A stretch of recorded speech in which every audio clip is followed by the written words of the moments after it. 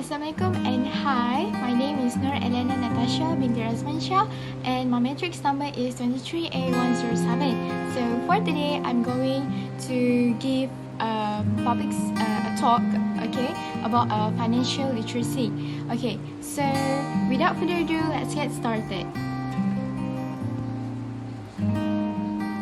Okay, managing a finances is like steering a ship through a rough seas. A skilled captain must navigate wisely, balancing the need to move forward with the need to avoid dangerous rocks and turbulent water.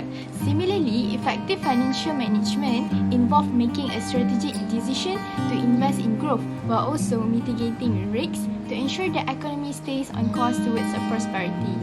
What are the impacts of economics policy on personal finances, and how do we need to manage our financial in a great way, since we know that more people out there in our country are having a difficulties in their life living. Okay, so ladies and gentlemen, today I would like to discuss the importance of monitoring Malaysia economic policy to effectively managing our finances.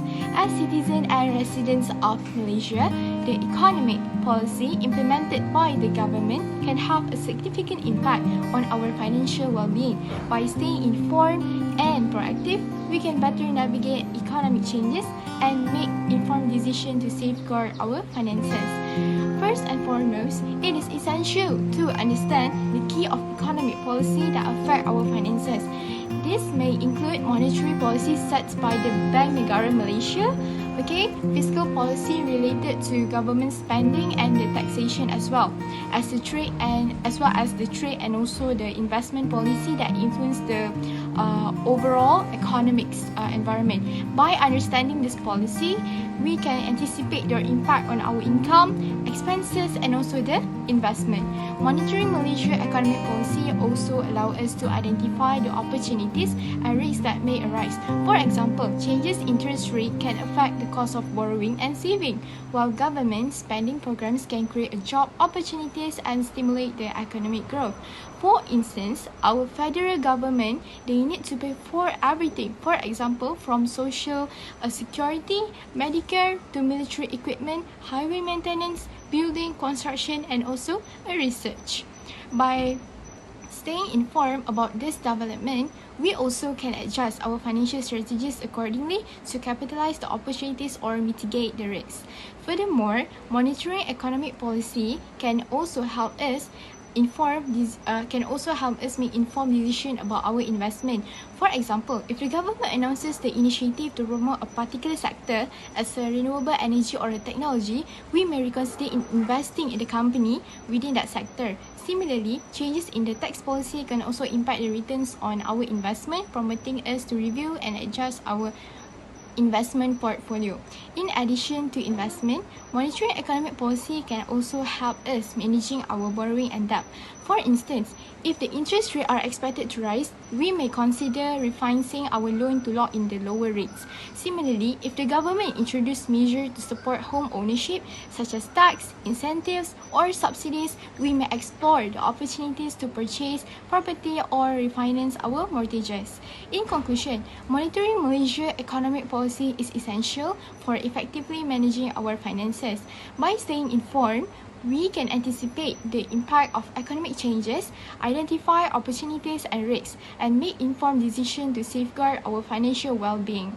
Apart from that, I would love to give some tips on how to effectively managing our financial in a great way. First and foremost, let us recognize the debt is not inherently negative. It can enable us to make a significant investment in education, housing, or business ventures that would otherwise be unattainable. However, it is essential to differentiate between a good debt and also a bad debt. So good debt is an investment in your future that has a long-term value, such as a mortgages for a home or a loans for education. On the other hand, a bad debt often results from a frivolous spending on non-essential items, the loans or afford a depreciating assets. The cornerstone of effective debt management lies in creating a comprehensive budget and sticking to it diligently. A budget also allows you to understand your income, expenses, and debt obligation clearly. By tracking your spending habits, you can identify areas where you can cut back and allocate more funds towards the debt repayment. Financial goals can provide motivation and direction in your debt repayment journey. In conclusion, debt management is not merely about repaying what you owe, it's about taking control, on your financial future. By adopting responsible financial habits, prioritizing the debt repayment, and seeking support when needed, you can overcome financial changes and pave the way towards a brighter tomorrow. And that's all from me, and that's all for my speech for today, and thank you so much.